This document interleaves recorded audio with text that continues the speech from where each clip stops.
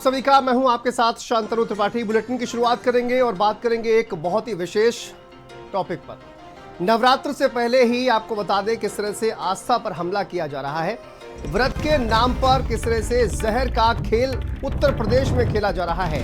आपको बता दें व्रत के खाने में भी किस तरह से मिलावट की जा रही है। कुट्टू का आटा जो कि देखिए उपवास की थाली का एक पवित्र हिस्सा माना जाता है और वही कुट्टू का आटा बीमारी की वजह बन गया है। उत्तर प्रदेश के अलग अलग जगहों पर आपको बता दें मेरठ में कुट्टू की पकौड़ी खाते ही 24 लोग बीमार पड़ गए। ग्रेटर नोएडा में करीब 50 लोगों की तबीयत खराब हुई है कुट्टू का आटा खाने से। कुल मिलाकर 70 से ज्यादा लोग अस्पताल पहुंच चुके हैं। हापुड़ से भी इसी तरह का मामला सामने आया है। आप देखिए नोएडा में तो कार्रवाई की गई है। रॉयल कोर्ट में एक जनरल स्टोर को सील किया गया है। खाद्य विभाग ने वहां पर कार्रवाई की है। दुकानों से सैंपल उठाए गए हैं। रॉयल कोर्ट स्थित जनरल स्टोर को सील किया गया है। चिपियाना बुजुर्ग का गोदाम भी बंद कर दिया गया है। 4 लोगों को हिरासत में भी लिया गया है। लेकिन सवाल बड़ा है, क्या मुनाफे के लिए मिलावटखोरों ने व्रत की पवित्रता तक नहीं छोड़ी है? और दूसरा सवाल यह है कि नोएडा में कार्रवाई की गई है, लेकिन उससे पहले अब देखिए नवरात्रि भी शुरू होने वाली है। कुछ वक्त बचा है नवरात्रि का, लेकिन उससे पहले क्या खाद्य विभाग पूरे उत्तर प्रदेश में इस तरह का एक ड्राइव चलाएगा ताकि ये कुट्टू का आटा जो है वो नवरात्र में प्रयोग ना होने पाए और इसकी वजह से जो लोग बीमार पड़ रहे हैं वो बीमार ना हो।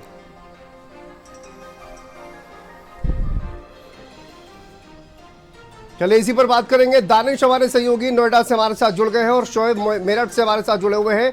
और सबसे पहले दानिश आप ही का रुख कर लेते हैं। 50 लोग 2 सोसाइटी में कुट्टू का आटा खाने से बीमार हो गए, लेकिन अभी देखिए ये कुट्टू का आटा जो है वो जनरल स्टोर वाले जो तमाम दुकानदार हैं वो रखे रहते हैं और ख़राब हो जाता है। उसके बावजूद भी अब चूंकि नवरात्र का त्यौहार जो है वो आने वाला है, ऐसे में कुट्टू का आटा उसका कंजप्शन काफ़ी ज़्यादा बढ़ जाएगा।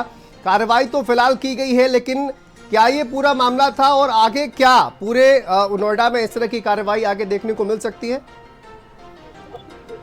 बिल्कुल, देखिए अभी जो संख्या है तकरीबन 100 हो चुकी है। जितने भी लोग बीमार पड़े कुछ आटा खाने से 100 की संख्या ये हो चुकी है। और ये बताया जा रहा है कि चिपियाना एक इलाका ग्रेटर नोएडा में पड़ता है, वहां से ये जो है निकाला गया था। वहाँ गोदाम है, उस गोदाम से ये आटा लिया गया। उसके बाद अलग अलग स्टोरों पे जो रॉयल हाइट सोसाइटी है, सोसाइटी है, हिमालयन सोसाइटी है, इसी के आसपास जो दुकानें हैं वहां पे सप्लाई किया गया। या ये कहा गया गोदाम से निकल के तो उन दुकानों में पहुंचा और वहां से सोसाइटी वालों ने उस आटे को खरीदा। इसके बाद से खाने के बाद तकरीबन 100 से अधिक लोग बीमार पड़े। जैसे ही कल भारत समाचार में इस खबर को दिखाया, उसके बाद फूड विभाग है वो हरकत में आया। उसने अब तक 3 दुकानें जो जनरल स्टोर जहां पर ये सामान बिक रहा था उन दुकानों को सीज किया है। चिपियाने में जो गोदाम है, जिस गोदाम से ये माल निकला था और जहां पर आया था, उस गोदाम को भी सील कर दिया गया और अब तक गोदाम सहित तकरीबन 4 लोगों को हिरासत में लिया गया और फूड विभाग ने बाकायदा रिश्वत थाने के अंदर तहरीर दी है मुकदमा दर्ज करने की। जो है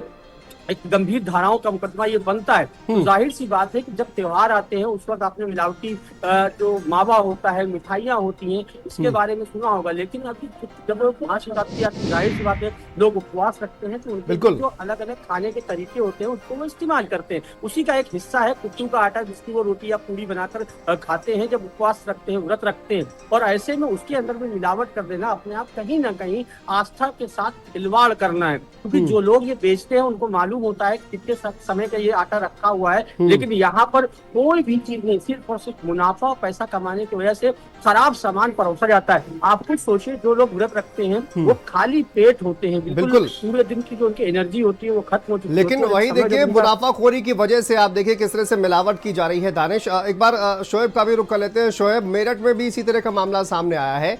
अब देखिए होली भी आने वाली है, उसके बाद नवरात्रि शुरू होने वाली है। खाद्य विभाग को चाहिए कि आखिर बड़ी कार्रवाई की जाए, न सिर्फ होली को लेकर तमाम जो सामान है उसमें भी मिलावट जो है वो न होने पाए। इसको लेकर खाद्य विभाग को एश्योर करना चाहिए नवरात्रि में कुट्टू का आटा या जो भी मिलावटी सामान है, कम से कम व्रत वाला जो सामान है वो साफ सुथरा रहना चाहिए। इसको लेकर खाद्य विभाग को कड़ी कार्रवाई करनी चाहिए। मेरठ में किस तरह का की ड्राइव देखने को मिल रही है? क्या खाद्य विभाग ने अभी तक कोई कार्रवाई की है? शोएब, मिलावट के ऊपर कड़ी कार्रवाई करनी चाहिए। जो आटा इस्तेमाल करते हैं और जो दुकान है सबकी लोग बड़ा इस्तेमाल करते हैं। डिपार्टमेंट है, खाद्य विभाग से जो दुकान के आटा लिया गया था, सैंपल भरे हैं, सैंपल के बाद जो है भर लिए गए हैं और उस सैंपल आने के बाद जो है जो नमूना आएगा उसके बाद जांच की बात की गई है। मेरठ का जो मवाना इलाका है वहाँ कस्बे में जो एक दुकान थी किराने की, उसी दुकान से वहाँ के करीब 24 परिवारों ने जो था वो कुट्टू का आटा खरीदा। कुट्टू के आटे को जो था उन्होंने सेवन करा, सेवन करने के बाद एक एक करके उससे जो इलाका है वहाँ के 24 लोग वो अचानक तबियत बिगड़ी। जब तबियत बिगड़ी आनंद थाने ने उनको अस्पताल में भर्ती कराया गया। जब वहाँ जो विभाग के अधिकारी थे वो पहुंचे, पुलिस कर्मी थे वो पहुंचे, जब उनसे पूछा गया कि आखिर क्या हुआ तो उन सबका कहना था कि उन्होंने इलाके की जो किराने की दुकान है वहां से जो है ये जो कुट्टू का आटा है वो खरीदा था और उसके बाद उसकी पकौड़े बनाकर उसका सेवन किया था, जिसके बाद इन सबकी जो है वो तबियत बिगड़ी है। इसमें बुजुर्ग भी है, 24 लोग हैं, युवा भी है और बच्चे भी हैं। जिसके बाद जो खाद्य विभाग है वो अलर्ट हुआ और अलर्ट होने के बाद उस किराने की दुकान पर गया और वहां पर जो उसके जो कुट्टू का आटा था उसके सैंपल लिए गए और उसको नमूना, उसका जो नमूना आना है उसका इंतजार हो रहा है। बताया जा रहा है कि जो कुट्टू का आटा है, क्योंकि ऐसा होता है जो कुट्टू का आटा है वो व्रत के टाइम पे ही जो त्योहार आते हैं वही तभी बेचा जाता है, तो दुकानदार उसे स्टॉक कर लेते हैं और वो साल भर पुराना हो जाता है, काफी पुराना हो जाता है। तो जो पुराना आटा रखा होता है वो भी खराब हो जाता है और उसके अंदर मिलावट भी होती है। तो ये सारे अभी कारण है। जो अधिकारी है उनका कहना है कि जो रिपोर्ट आएगी, रिपोर्ट आने के बाद जो किराना व्यापारी है उसने किसी तरह की मिलावट करी है, लापरवाही बरती है, तो उस पर कड़ी कार्रवाई की जाएगी। बिल्कुल, रिपोर्ट आएगी और उसके बाद कड़ी कार्रवाई की जाएगी। लेकिन दानिश, क्या कोई प्रिवेंटिव एक्शन लिया जा सकता है? क्योंकि अब देखिए अब नवरात्र भी शुरू होने वाले हैं और ऐसे में यही मिलावटी सामान जो रखा हुआ है या फिर व्रत रखने वाले जो तमाम लोग हैं उनको वही सामान अब रखा जाएगा। क्या ऐसे में खाद्य विभाग को ये ज़रूरी नहीं लगता है कि एक अभियान चलाया जाए और इस तरह के जो खाद्य पदार्थों में मिलावट करने वाली चीज़ें हैं उनको जब्त किया जाए, ऐसे गोदामों पर कार्रवाई की जाए, उनको सील किया जाए?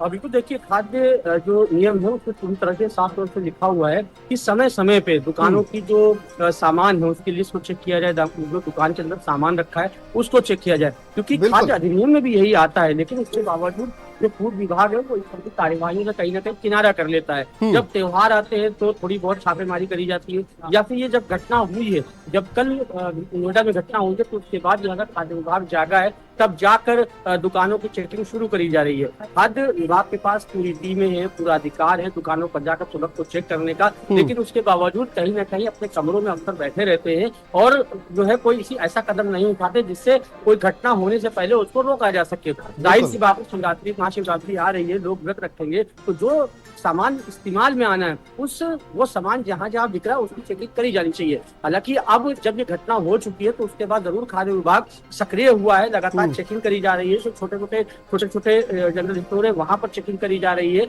और जो गोदाम जहाँ पर स्टोर किया जाता है उनकी चेकिंग करी जा रही है। गोदाम को सील भी किया गया है। तो बड़ा सवाल ये खड़ा हो जाता है कि जब त्योहार आते हैं उससे पहले आकर खाद्य विभाग तैयारियां क्यों नहीं करता? सिर्फ और सिर्फ उसी वक्त कार्यवाहियां क्यों होती हैं जब कोई घटना हो जाती है? नोएडा के अंदर जब ये घटना हुई तो उसके बाद अब सक्रियता जरूर हुई है, लेकिन परस्पर हर 3 से 6 महीने के अंदर ये कार्यवाहियां चेकिंग वाली चलती रहना चाहिए। बिल्कुल, यही बड़ा सवाल है दानिश। जिस तरह से आपने कहा कि देखिए अब त्योहार आने वाला है तो खाद्य विभाग थोड़ा सा सतर्क दिखाई देगा और जहां पर भी इस तरह की घटनाएं सामने आती हैं, नोएडा में घटना सामने आई है, कार्रवाई हुई है, मेरठ में अब सक्रिय दिख रहा है खाद्य विभाग।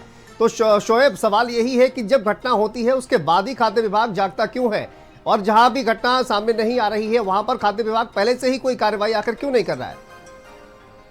बिल्कुल, अगर खाद्य विभाग जो है वो त्योहार आने से पहले ही अलर्ट हो जाए तो त्योहार ही नहीं, जो महीना है 2 महीना है उसको दुकानों की जो किराना दुकान है, जो संदिग्ध दुकानें हैं जहाँ पर ऐसा होता रहा है वहाँ की चेकिंग करे, वहाँ के नमूने भरे जाए, सैंपल लिए जाए, वहाँ से जो सामान को बिक रहा है उसकी जांच की जाए। तो सेहत से और जान से खिलवाड़ होता है, वो मिलावट पूरी को कहीं ना कहीं लगाम लगे। लेकिन ऐसा खाद्य विभाग नहीं करता है। जब कोई घटना होती है, किसी तरह कुट्टू का आटा खा लिया या कोई मिलावटी चीज खाने से जब लोग बीमार पड़ते हैं तो उसके बाद खाद्य विभाग एकदम सामने आ जाता है और उस दुकान को लेकर और उसके आसपास की दुकानों को जो कार्रवाई के नाम पर खाना पूर्ति कर जाती है। खाद्य विभाग जो है शुरू से अलर्ट नहीं होता है।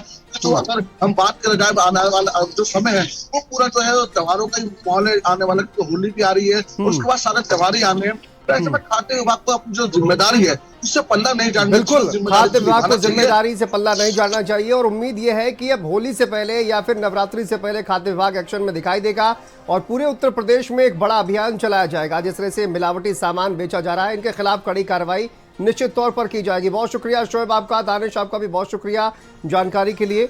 तो देखिए व्रत का खाना भी मिलावटी हो गया है अब, और व्रत का खाना चूंकि मिलावटी हो गया है इसी की वजह से आप देखिए नोएडा में 100 से ज्यादा लोग बीमार हो गए हैं। मेरठ में भी 24 लोग बीमार हो गए हैं जिनको हॉस्पिटल में भर्ती कराया गया है और ये सभी महाशिवरात्रि पर कुट्टू का आटा खाने की वजह से बीमार हुए थे।